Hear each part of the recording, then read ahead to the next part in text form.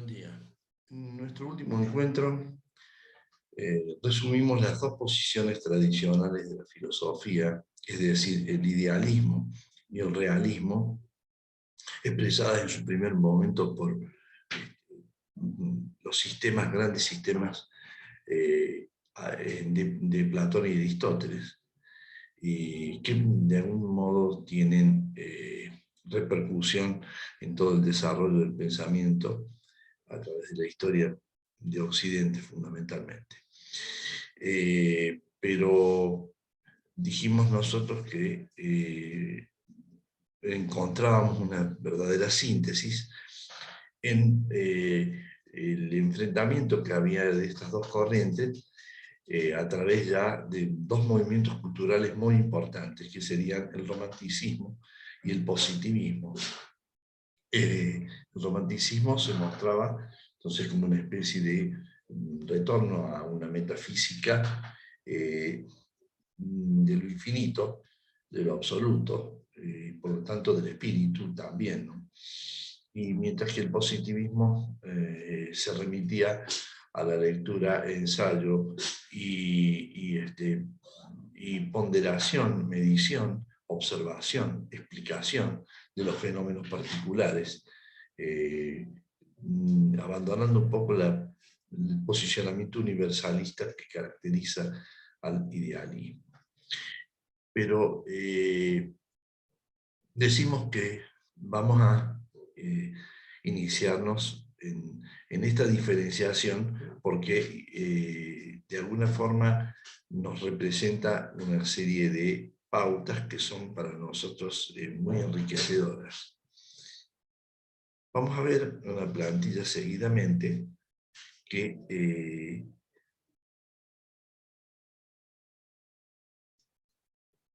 en donde hago alusión a las filosofías idealistas en general.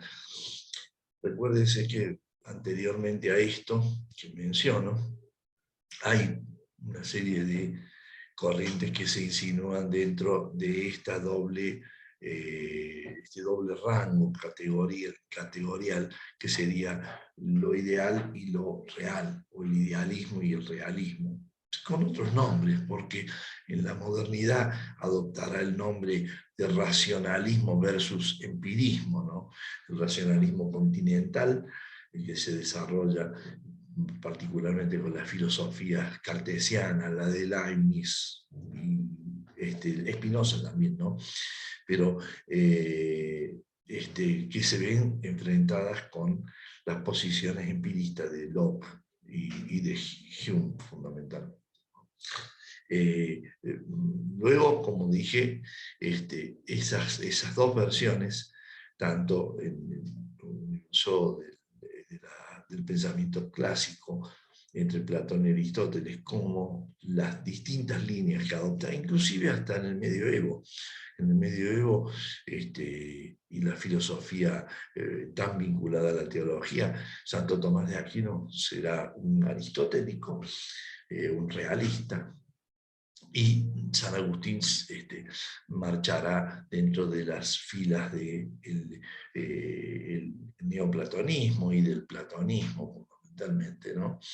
Y del idealismo, por lo tanto. Nosotros vamos a fijarnos ya en nuestro tiempo contemporáneo, nuestra edad inmediata, y marcamos, por ejemplo, que el existencialismo es una filosofía de la subjetividad. Sin con esto decir que desea desecharlo, me parece que la posición del existencialismo es una propuesta exquisita para entender la ontología del sujeto, para entender, es una iniciación hacia la antropología, ¿no? Me parece que, no obstante así, la situamos dentro de las teorías, estas teorías de la subjetividad, y que de algún modo acá lo caracterizo como un reflejo del comportamiento y de la introspección que hace la burguesía, un poco en el abandono de valores de la generalidad para la búsqueda de la existencia individual. Aquí les pongo que se afirma la existencia, lejos de afirmar la existencia del mundo como un otro de la cultura, como un otro impuesto en la relación intersubjetiva. El existencialismo es una propuesta de búsqueda intimista, una especie de reflexión de la conciencia desde ese sujeto que es el portador de la conciencia, que es el Dasein o el ser ahí, o el hombre, ¿no es cierto? O sea que de algún modo, repito, no es nada desechable, sencillamente si hay que buscar un lugar donde los tópicos propios del existencialismo tienen lugar natural, creo que me parece que es precisamente desde esa corriente y desde las corrientes idealistas y racionalistas también, ¿no? Bueno, la denominada filosofía analítica, o sea que también forma parte, podríamos decir, de este ensayo, esta búsqueda filosófica que tiene, que se ofrece como una variedad del subjetivismo. La filosofía no explica la realidad desde el cuadro de la filosofía analítica, sino que más bien se comporta como una gramática de la ciencia. Es un estudio, un ensayo del lenguaje científico. Quienes han desarrollado la lógica en cualquiera de sus formas, lo posicional, cuantificacional, relacional, lo que hacen es justamente crear un lenguaje en donde figuran, donde cualquier teoría puede encontrar una configuración formal que la exprese. Los axiomas y las leyes lógicas matemáticas son el fruto de esos acuerdos convencionales. Y la filosofía denominada analítica, como les digo, se muestra como este ejercicio del lenguaje, ¿no? El tema de el liberalismo, que fue el que originó un poco toda esta armazón para responder a Fukuyama y al liberalismo en general, ¿no? No hay nada en particular contra Fukuyama, sino simplemente es responder ante la posición liberal. En esta plantilla les hago aparecer un fragmento, rescatado de los manuscritos económicos filosóficos de 1844 de Karl Marx, en donde se da el lugar a la conciencia que para el materialismo histórico tiene la conciencia y no otro, ¿no es cierto? Que precisamente es la distinción entre conciencia alienada y conciencia real o conciencia encarnada en la realidad. La conciencia alienada es fruto de una enajenación de la sociedad o del hombre en determinadas sociedades. Y Marx nos habla de la supresión de los estados de realidad y una imposición de los estados de ilusión, parecidos, similares a lo que provocaría la religión y algunos sistemas metafísicos. Él lo identifica con un orden que es un orden subjetivo propio de la burguesía. Y en ello tiene mucha importancia el carácter fetichista o ilusorio que provoca la realidad en determinadas formas de alienación. Él hablará en algún otro pasaje de alienaciones propias del hombre, de esta sociedad, y hablará de alienaciones metafísicas o filosóficas, ¿no es cierto? Es decir, enajenarse a través de un sistema de representaciones que no engranan en la realidad y que sí justifican todo desorden de la realidad, ¿no? La alienación económica, la alienación laboral, la de trabajo, en donde se da la explotación como una forma típica de ello, ¿no?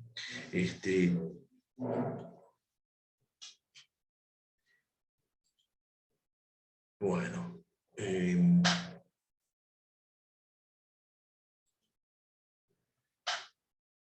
el materialismo como proceso de desarrollo en esta plantilla, yo también les traigo al recuerdo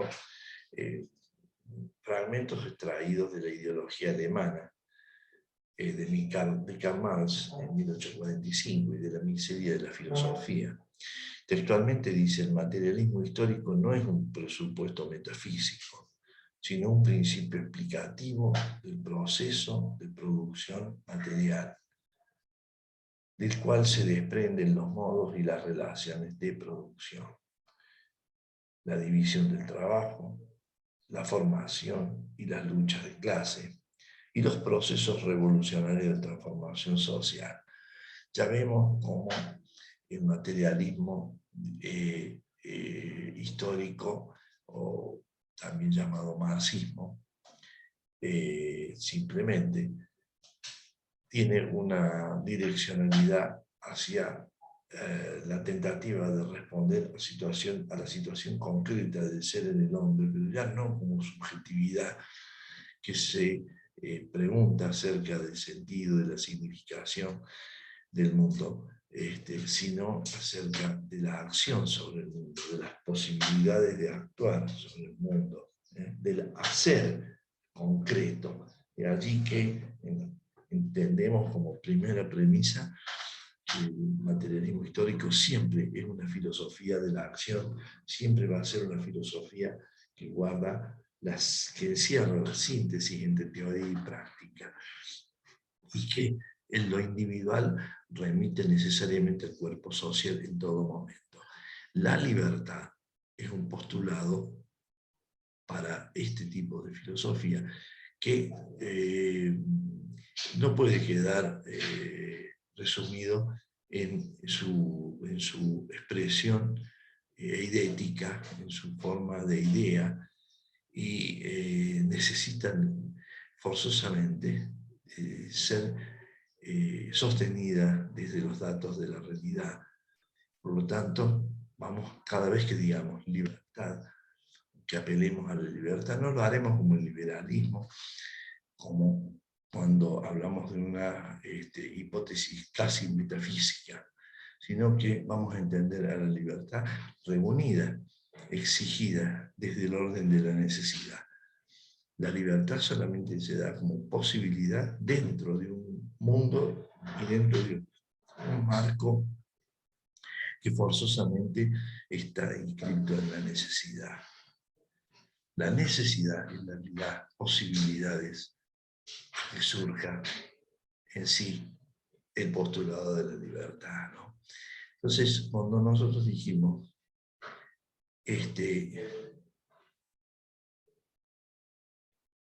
en el cuadro anterior del liberalismo, decíamos que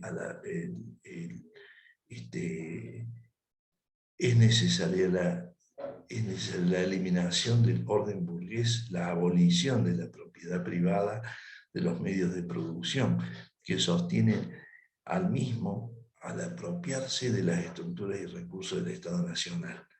Es necesario el retorno al sujeto como ser social, suprimiendo todas las formas toda otra forma de alienación. Entonces, tenemos que ser muy cuidadosos cuando hablamos de propiedad privada, cuando hablamos de medios de producción, omitiendo los medios de producción. En el materialismo histórico, la propiedad privada remite necesaria y forzosamente a los medios de producción. Es decir, abandonamos toda órbita individual para instalarnos en la reflexión social. Esa invitación es fruto de la filosofía materialista histórica. Acá hablamos de materialismo dialéctico, materialismo y dialéctica materialista. El materialismo dialéctico estudia la realidad histórica como cambio, movimiento y desarrollo. Sus leyes son universales, pues son aplicables tanto a la naturaleza como a la sociedad. Y hasta el mismo proceso del pensamiento se halla subordinado a ellas. No es solo teoría científica acerca de los procesos y cambios fácticos, sino también método de conocimiento y guía para la acción.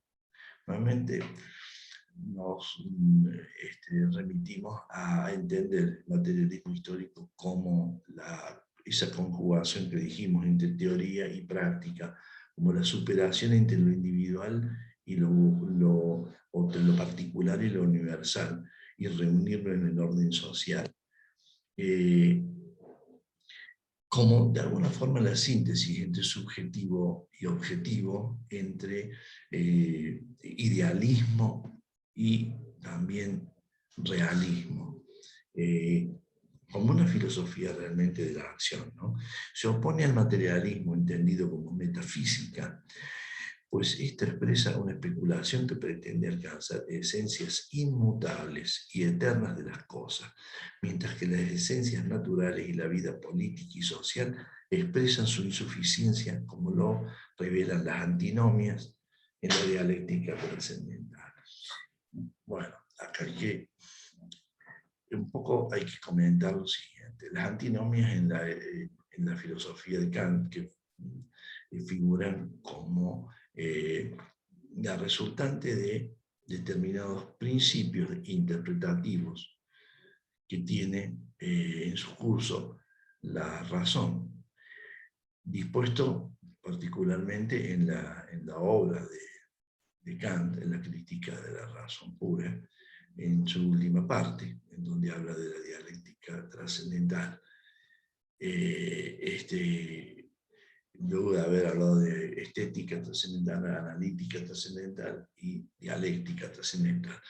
Cuando él consagra esa parte de la dialéctica trascendental, habla de la razón y cómo opera la razón desde determinados principios que son principios reguladores. Esos principios reguladores, entre ellos, estaría dado el principio de lo infinito, el principio del alma, de la libertad y el principio de lo perfecto. Esos principios tienen como contrapartida su negación. Dijimos nosotros ya, esto lo hemos hablado en algún momento con la dialéctica, ¿no? Omni determinatio es negatio, es decir, toda determinación es negación. Y bueno, cuando él habla de libertad, también habla de la imposibilidad de la libertad, o de la limitación de la libertad. Cuando habla de lo perfecto, o Dios para algunos, ¿cierto? También habla de la imposibilidad que se dé Dios, o se dé lo imperfecto, ¿no?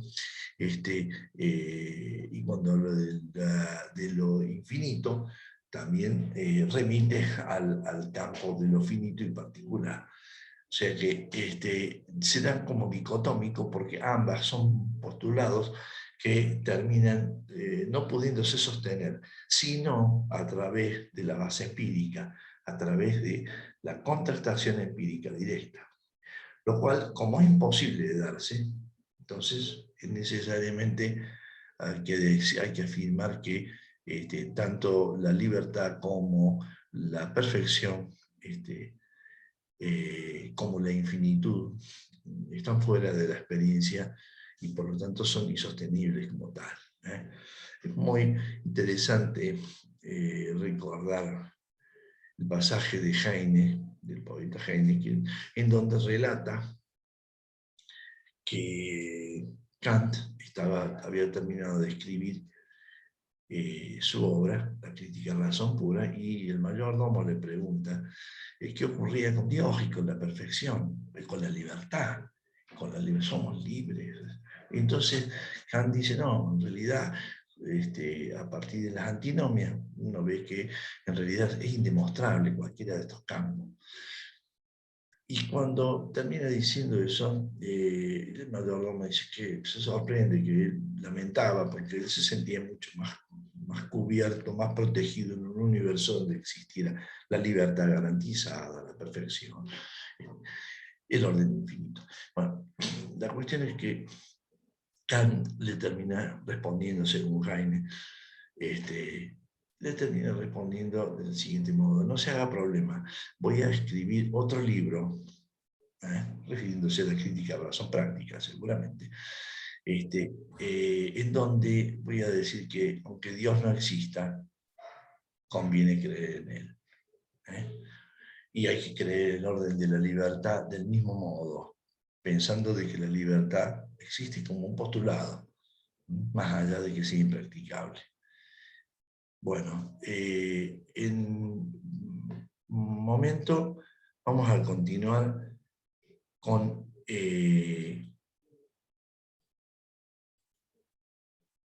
otra plantilla.